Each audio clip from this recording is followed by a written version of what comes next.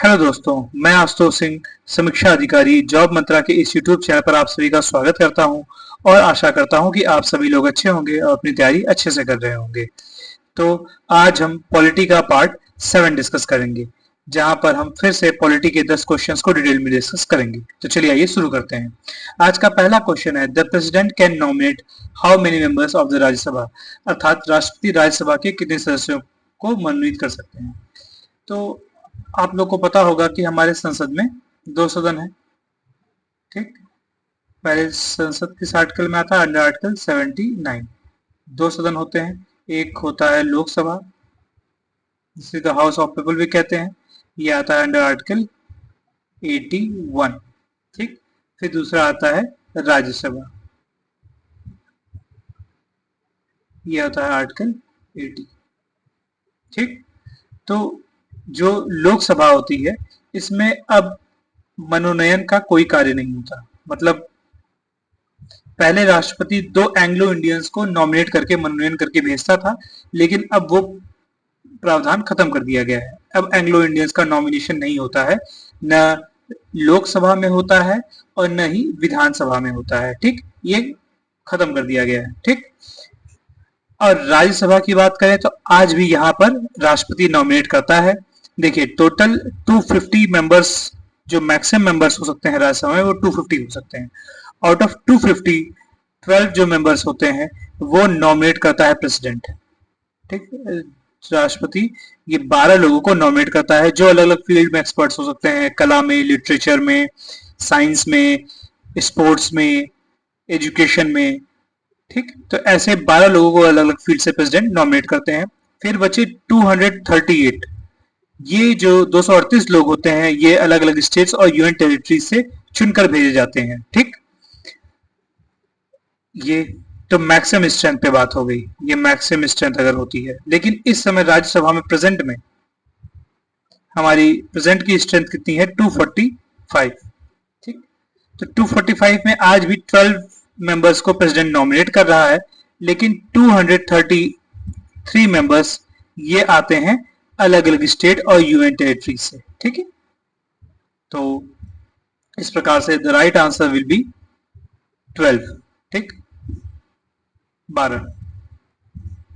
तो अब हम नेक्स्ट क्वेश्चन पे चलते हैं। तो हमारा नेक्स्ट क्वेश्चन है आज का कि the first women governor of a state in free India was, अर्थात स्वतंत्र भारत के एक राज्य की प्रथम महिला राज्यपाल थी। कौन थी पहले स्वतंत्र भारत की महिला राज्यपाल? तो वो थी मिसेस सरोजनी नायडू।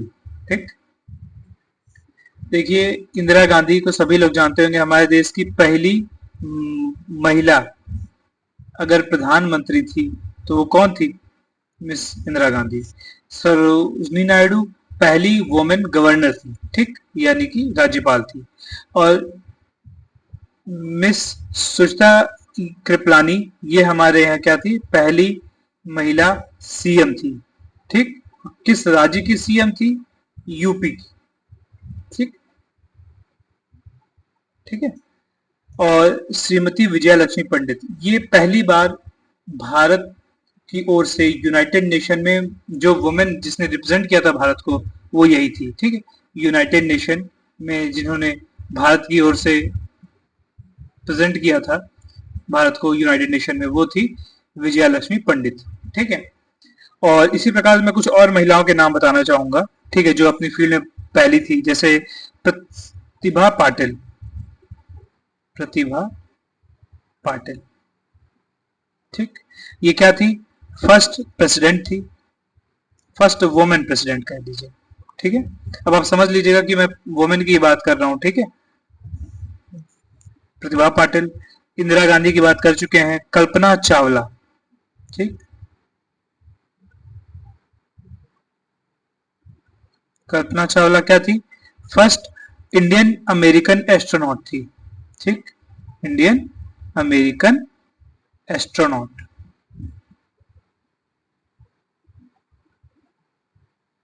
ठीक, उसके बाद आता है सुचिता कृपलानी, जो कि पहले हमारी यूपी के सीएम भी रह चुकी है। फिर पहली वुमेन कैबिनेट मिनिस्टर कौन थी? तो वो थी राजकुमारी अमृता कौर। राजकुमारी अमृता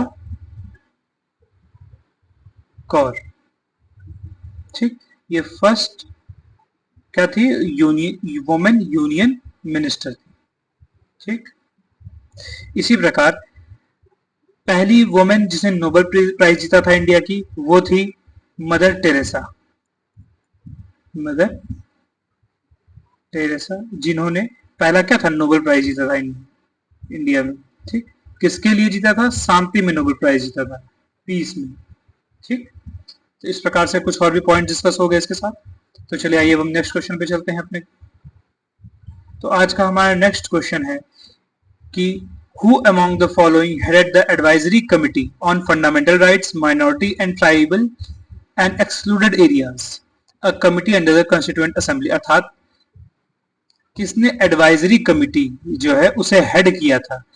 वो एडवाइजरी कमिटी जो फंडामेंटल राइट्स पे एडवाइस कर रही थी, माइनॉरिटीज पे और ट्राइबल एंड एक्सक्लूडेड एरियाज पे। ठीक, तो हमारा सही आंसर होगा वल्लभ भाई पटेल। ठीक, देखिए जब कंस्टिट्यूएंट असेंबली बनी थी हमारे देश में तो उसके पास बहुत सारे कार्य थे, तो उन कामों को करने के लिए अलग अलग कमिटीज बनाई गई और कमिटी का एक चेयरपर्सन बनाया गया।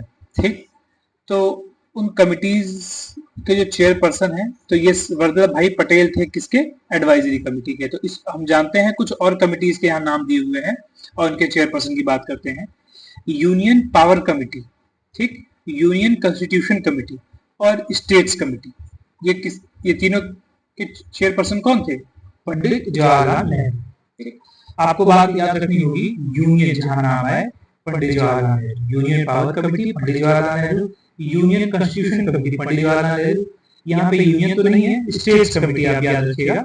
ठीक है, ये एक एक्सेप्शन है, पंडित जवाहरलाल नेहरू। ठीक, फिर अगला आता है प्रोविंशियल कॉन्स्टिट्यूशन कमेटी। ठीक, जहां पे आपको पता होगा कि सरदार वल्लभ भाई पटेल, जिन्हें हम लौह पुरुष भी कहते हैं, इनका योगदान था कि इन्होंने सभी देशी रियासतों को एकीकृत किया था। तो उसी के तहत इन्हें प्रोविंशियल जो कॉन्स्टिट्यूशन था उसकी कमिटी का हेड बनाया गया। ठीक, प्रोविंशियल। ठीक है, इसे जोड़ लीजिएगा। इसे ड्राफ्टिंग कमिटी सभी को पता होगा, B.R. अम्बेडकर, वही ड्राफ्टिंग कमिटी जिसने हमारा संविधान बनाया है। ठीक, एडवाइजरी कमिटी सरदार वल्लभ भाई पटेल। यही पूछा गया है देखिए आपके क्वेश्चन में कि एडवाइजरी कमिटी का हेड कौन है, सरदार वल्लभ भाई पटेल। लेकिन एडवाइजरी कमिटी किस पे थी, फंडामेंटल राइट्स, माइनॉरिटी और ट्राइबल एंड एक्सक्लूडेड एरियाज पे। ठीक, लेकिन अगर पूछा जाए कि जो मेन कमिटी थी उसमें कौन कौन था, ठीक, तो मैं यहाँ पे आपको बताना चाहूंगा कि ये तो एडवाइजरी कमेटी के थे और जो मेन कमिटीज थी उनके कौन थे, मैंने यहाँ पे रखा है स्क्रीनशॉट। कि जो फंडामेंटल राइट्स है उसकी सब कमिटी के हेड थे JB कृपलानी। ये कई बार पूछा गया है, बड़ा ही अच्छा क्वेश्चन है। ठीक, लोग सरदार वल्लभ भाई पटेल मार के चले आते हैं, नहीं, जब भी फंडामेंटल राइट्स की कमिटी पूछी जाएगी सीधे तो आंसर होगा JB कृपलानी, और एडवाइजरी कमिटी पूछी जाएगी तो आंसर होगा सरदार वल्लभ भाई पटेल। ठीक, माइनॉरिटीज की जो कमिटी थी, सब कमिटी, उसके थे HC मुखर्जी। ठीक, और नॉर्थ ईस्ट फ्रंटियर में जो ट्राइबल एरियाज है, नॉर्थ ईस्ट फ्रंटियर के ट्राइबल एरियाज और असम से एक्सक्लूडेड एरियाज, उनके थे AB Thakkar. Excluded and partially excluded areas के भी कौन थे, AB ठक्कर। ठीक, आपको याद रखेंगे एक्सक्लूडेड एरियाज के कौन थे, AB ठक्कर। आपको एक्सक्लूडेड नाम से याद रहेगा, नॉर्थ ईस्ट फ्रंटियर ट्राइबल के, और एक्सक्लूडेड और पार्शियली एक्सक्लूडेड के कौन थे, AB ठक्कर। ये तो याद हो जाएगा। ठीक है, राजेंद्र प्रसाद, डॉक्टर राजेंद्र प्रसाद जो हमारे देश के पहले प्रेसिडेंट थे, उनको भी दो कमिटियों का हेड बनाया गया था, एक स्टीयरिंग कमेटी, ठीक, और एक रूल्स एंड प्रोसीजर कमेटी।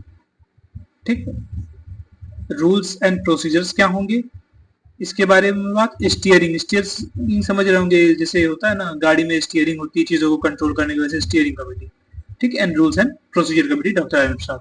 ठीक, तो चलिए हम नेक्स्ट क्वेश्चन पे चलते हैं अपने। ये बात कमिटीज आपको याद रखनी है, बहुत ज्यादा पूछी जाती है।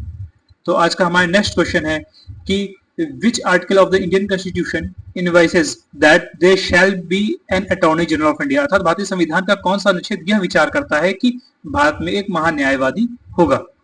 तो देखिए कौन सा आर्टिकल है, आर्टिकल 76। तो the right answer will be B.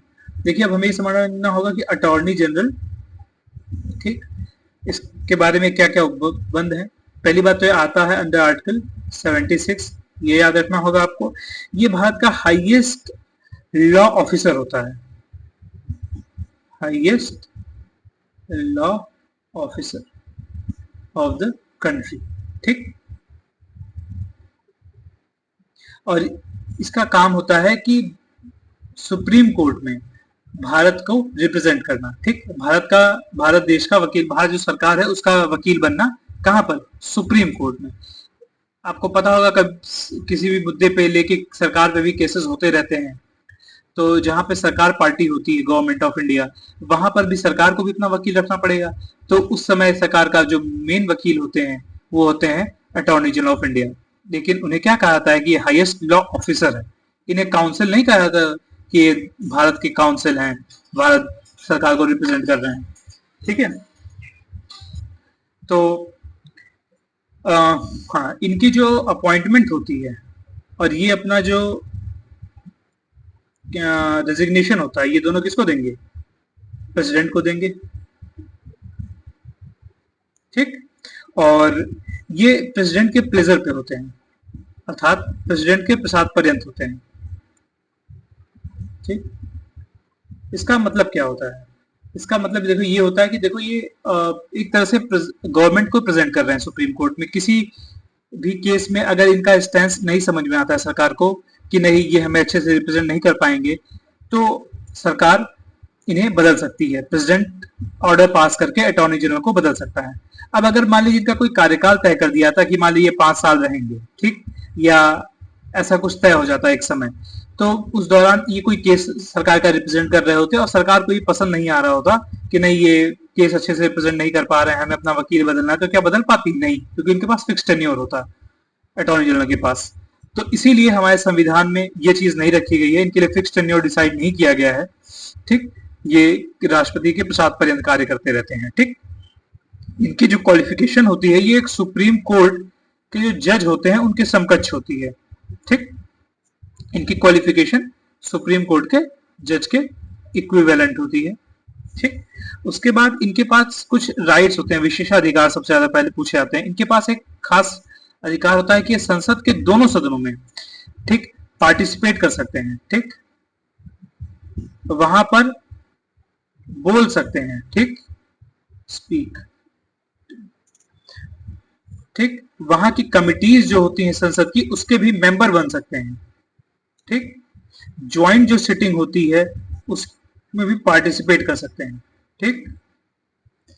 इनके पास लेकिन एक राइट नहीं होता वोट देने का, क्योंकि ये किसी भी सदन के सदस्य नहीं होते हैं, तो लेकिन ये वोट नहीं दे सकते, बाकी सारे कार्य कर सकते हैं, पार्टिसिपेट कर सकते हैं, वहां बोल सकते हैं, कमिटी के मेंबर बन सकते हैं, ज्वाइंट सिटिंग में पार्टिसिपेट कर सकते हैं, ठीक है। और इसी कारण इनके पास वो सभी विशेषाधिकार और प्रिविलेजेस होते हैं जो कि एक एमपी के पास होते हैं, मेंबर ऑफ पार्लियामेंट के पास, ठीक। तो ये कुछ इंपॉर्टेंट बातें थी इनके। सबसे ज्यादा अटॉर्नी जनरल के बारे में तो इसके राइट्स ही पूछे जाते हैं कि इनके जो संसद में जो क्या राइट्स हैं, ठीक है। तो चलिए आइए हम नेक्स्ट क्वेश्चन पे चलते हैं अपने। तो आज का हमारा नेक्स्ट क्वेश्चन है कि Who among the following was the constitutional advisor to the Constituent Assembly? अर्थात निम्नलिखित में से कौन संविधान सभा के संवैधानिक सलाहकार थे, ठीक। तो इसका सही आंसर होगा BN राव, ठीक। तो जो हमारी संवैधानिक सभा कंस्टिट्यूएंट असेंबली थी, इसके संबंध में हमें कुछ इंपॉर्टेंट बातें जाननी है। जैसे इसका सिंबल क्या था? इसका सिंबल था हाथी का, हाथी की मुहर थी। दिखाना चाह रहा था लेकिन मेरे दिमाग से मिस हो गया, ये तो मैं आपको यहाँ मुहर दिखाया होता। एक हाथी की मुहर इस कंस्टिट्यूएंट असेंबली का था, सिंबल था। इसके जो कॉन्स्टिट्यूशनल एडवाइजर थे, ठीक है, वो कौन थे? BN राव थे, जो कि क्वेश्चन का आंसर भी है, ठीक। इसके सचिव कौन थे? हमारे इसके सचिव थे HVR अयंगर, ठीक, HVR अयंगर, ठीक। इसमें जो हमारा संविधान लिखा गया है उसके कैलीग्राफर कौन थे? मतलब कहते हैं कि जो लिखता है बहुत सुंदर सुंदर हैंड राइटिंग में लिखने वाले को एक कैलीग्राफर कहते हैं, ठीक है, ये कौन थे? ये नाम कई बार पूछा गया है, प्रेम बिहारी नारायण रायजादा। देखिए इतना बड़ा नाम है, इससे याद रखते हैं प्रेम बिहारी नारायण रायजादा। इसे क्या थे? हमारे संविधान के कैलीग्राफर थे, मतलब जो सुंदर सुंदर से लिखते हैं अपने पेन से, ठीक है।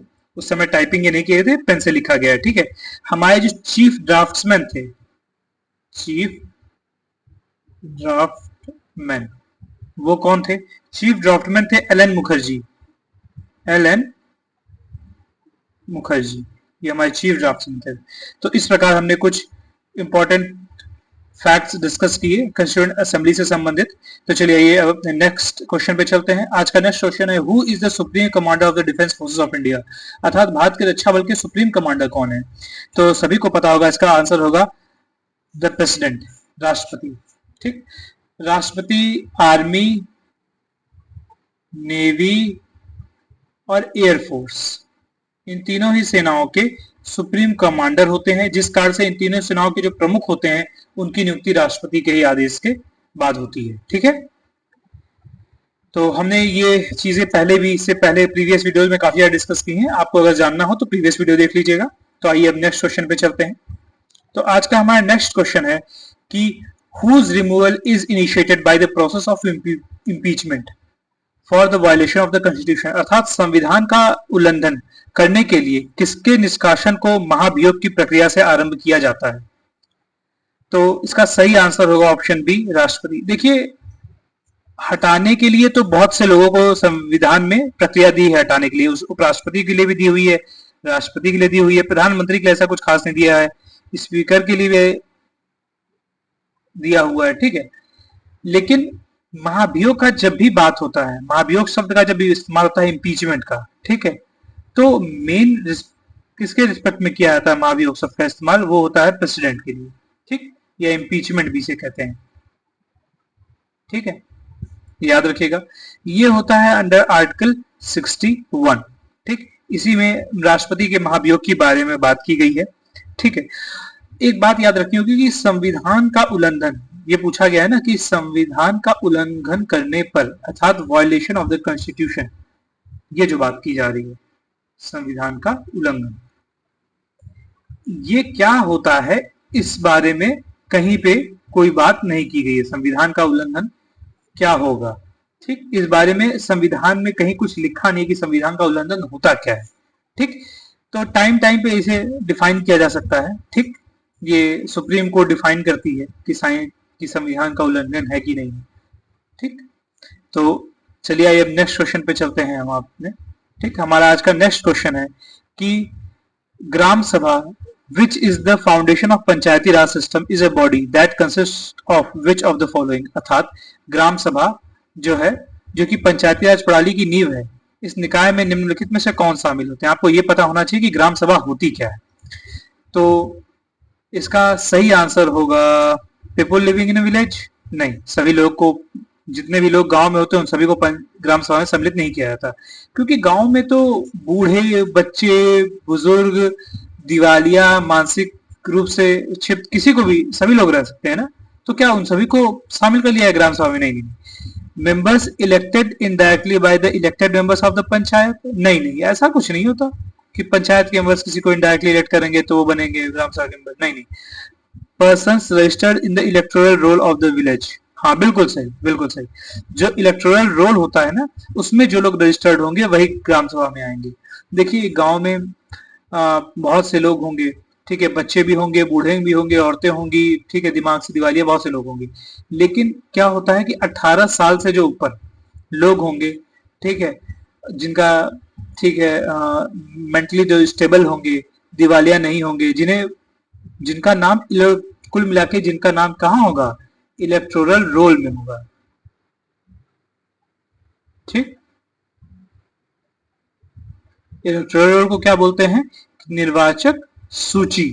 जिनका नाम निर्वाचक सूची में होगा केवल वही ग्राम सभा में गिने जाएंगे, ठीक।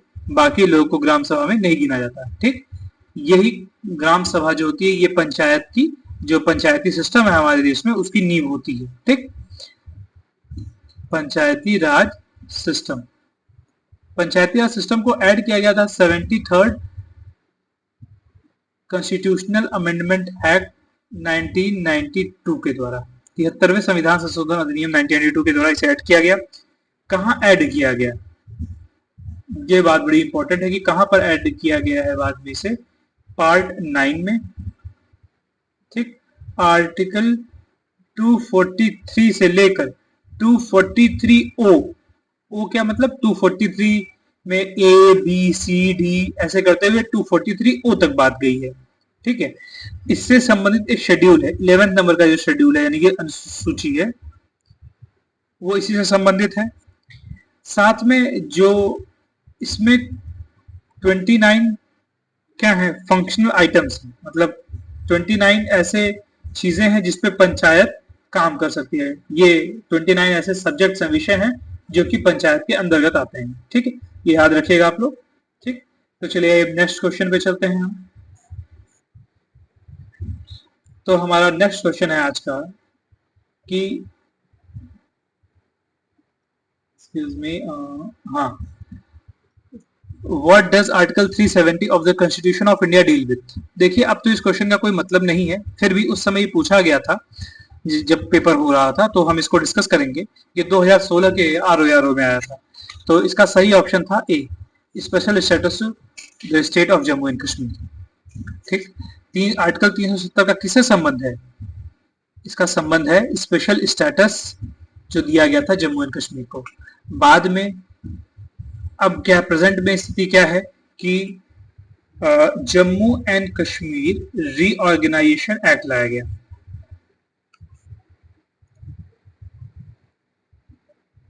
कब? 2019 में। और इसके द्वारा इस आर्टिकल 370 को खत्म कर दिया गया और जम्मू एंड कश्मीर जो कभी स्टेट हुआ करता था, ठीक, इसको तोड़ दिया गया दो यूनियन टेरिटरीज में। एक का नाम तो रखा गया जम्मू एंड कश्मीर, जम्मू एंड कश्मीर, इसको यूनियन टेरिटरी बना दिया गया। दूसरे का नाम रखा गया लद्दाख, इसको भी दूसरी यूनियन टेरिटरी बना दिया गया, ठीक। तो ये आपको याद रखना है। ये हुआ कब था? 31 अक्टूबर 2019 किया गया, इसको मतलब लागू किया गया 31 अक्टूबर 2019 को। ये डेट बड़ी इंपॉर्टेंट हो जाएगी, ठीक है। और देखिए इस बिल का इंट्रोडक्शन हुआ था 5 अगस्त 2019 को। कहां पर? राज्यसभा में इस बिल को लाया गया। और लाया कौन था? अमित शाह, हमारे उस समय क्या थे, ये होम मिनिस्टर थे। अमित शाह ने राज्यसभा में सबसे पहले इस बिल को लेके आया 5 अगस्त 2019 को, जहां पर ये पास हो गया। अगले दिन 6 अगस्त को 2019 को ये पहुंचा लोकसभा में और वहां से भी पास हो गया। फिर 9 अगस्त को 2019 को इस पे प्रेसिडेंट ने भी अपनी सहमति दे दी और इस प्रकार से ये पास हो गया और ये बिल एक्ट में परिवर्तित हो गया, ठीक। तो चलिए अब हम नेक्स्ट क्वेश्चन पे चलते हैं। तो आज का हमारा नेक्स्ट और फाइनल क्वेश्चन है कि which are the fundamental rights that remain unsuspended even after the imposition of national emergency. अर्थात जब नेशनल इमरजेंसी इम्पोज कर दी जाती है तो जो फंडामेंटल राइट्स होते हैं वो सारे सस्पेंड हो जाते हैं, लेकिन फिर भी ऐसे कुछ फंडामेंटल राइट्स हैं जो कि सस्पेंड नहीं होते, अनसस्पेंड रहते हैं। वो कौन से? तो उसका सही आंसर होगा ऑप्शन बी, आर्टिकल 20 एंड 21। बस ये, ठीक। देखिए क्या होता है कि हमारे देश में 3 तरह की इमरजेंसी की बात की गई है, ठीक। एक होता है नेशनल इमरजेंसी, आपको पता ही होगा। एक होता है स्टेट इमरजेंसी, ठीक है। एक होता है फाइनेंशियल इमरजेंसी। जो नेशनल इमरजेंसी होता है ये आता है अंडर आर्टिकल 352, जो स्टेट इमरजेंसी आता है अंडर आर्टिकल 356, या एक और आर्टिकल होता है 365। फाइनेंशियल इमरजेंसी अंडर आर्टिकल 380, अरे 360, सॉरी, ये 3 होती है। यहाँ पे बात की जा रही है केवल नेशनल इमरजेंसी की, ठीक। तो नेशनल इमरजेंसी जब इम्पोज कर दी जाती है राष्ट्रपति के द्वारा, तो जितने भी फंडामेंटल राइट्स होते हैं वो सारे क्या होते हैं? सस्पेंड हो जाते हैं, ठीक है। अब वो एक्ट नहीं करते हैं, लेकिन फिर भी ऐसे 2 फंडामेंटल राइट्स हैं जो एक्सेप्शनल है, ठीक है, वो फिर भी एक्शन में रहते हैं, उन्हें सस्पेंड नहीं किया जा सकता। तो एक है आर्टिकल 20 और दूसरा है आर्टिकल 21, ठीक। आर्टिकल 20 ये कहता है protection in respect for offences it means, देखिए कोई भी आप गलती करते हैं तो उसके लिए आपको एक बार सजा दी जा सकती है, 2 बार सजा नहीं दी जाएगी, ठीक। और आपको उस समय जो कानून लागू होगा उसी के अनुसार सजा दी जाएगी। मान लीजिए आपने 2019 में कोई क्राइम किया और आपको सजा 2020 में दी जा रही है, तो मान लीजिए 2020 में कानून बदल गया है, थोड़ा परिवर्तित हो गया है, लेकिन आपको सजा 2019 के कानून के हिसाब से दिया है, क्योंकि आपने उस समय क्राइम किया था, ठीक। एक तो पहली बात ये हो गई, दूसरी ये हो गई कि आपको एक गलती के लिए एक ही बार सजा दी जाएगी, 2 बार सजा नहीं दी जाएगी, ठीक। दूसरा ये है आर्टिकल 21 की protection of life and personal liberty. अब ऐसा नहीं होता कि नेशनल इमरजेंसी के नाम पे किसी की भी जान ली जाए, नहीं नहीं, किसी भी व्यक्ति की जो लाइफ है और जो उसकी अपनी पर्सनल लिबर्टी है, पर्सनल, ठीक है, समाज में नहीं, जो पर्सनल उसकी खुद की स्वतंत्रता है, ठीक है, पर्सनल स्पेस में, वो दोनों वायलेट नहीं की जाएगी, उसकी लाइफ पे कोई खतरा नहीं किया जाएगा, उसकी पर्सनल लिबर्टी को नहीं छेड़ा जाएगा। तो इसलिए आर्टिकल 20 और 21 जो कि बहुत इंपॉर्टेंट है हमारे नागरिकों के लिए, ये नेशनल इमरजेंसी में भी सस्पेंड नहीं किए जाते हैं, ठीक। याद रखिएगा इन दोनों आर्टिकल्स को। तो इस प्रकार से आज हमने 10 क्वेश्चंस को पॉलिटी की डिटेल में डिस्कस किया है, ठीक है। और आप लोग इस संबंध में अपने जो कमेंट्स हैं या सुझाव हैं वो हमें कमेंट बॉक्स में जरूर बताइएगा, ठीक है। कुछ बच्चे ये कह रहे थे कि सर जो क्वेश्चंस की संख्या है वो इंक्रीज की जाए, मतलब उसे 20 कर दिया जाए या 25 कर दिया जाए। तो देखिए अभी तो मैं इस पे नहीं सोच रहा, ठीक है, 10 ही क्वेश्चन इनफ होते हैं एक बार के लिए, क्योंकि इन क्वेश्चंस में मैं आपको मल्टीपल फैक्ट्स बताता हूँ, ठीक है, जिससे जो ये सीरीज होती है, ये एक वीडियो होती है, काफी लंबी हो जाती है और अराउंड 30 मिनट्स की हो जाती है। अब अगर 15 क्वेश्चन मैं लगाऊंगा तो 45 मिनट्स की हो जाएगी, जो कि काफी ज्यादा हो जाता है, ठीक है, इतनी देर तक माइंड को कंसंट्रेट करना, इसीलिए मैं 45 मिनट्स को भी नहीं कर रहा, मतलब ज्यादा क्वेश्चंस को ऐड नहीं कर रहा हूँ, 10 क्वेश्चंस पे ही, 10 क्वेश्चन पे ही मैं डिस्कशन करते चलूंगा। अगर बहुत ज्यादा डिमांड आएगी कि नहीं सर क्वेश्चन की संख्या बढ़ा दी जाए, तब मैं इसकी संख्या को बढ़ा के 15 कर दूंगा, लेकिन अभी तो फिलहाल मैं 10 ही क्वेश्चन पे वर्क करूंगा, ठीक है। तो जैसा होगा अपने सुझाव बताइएगा कमेंट बॉक्स में। Thank you. और इसी की तरह इस प्रकार मैं साइन ऑफ हो रहा हूं।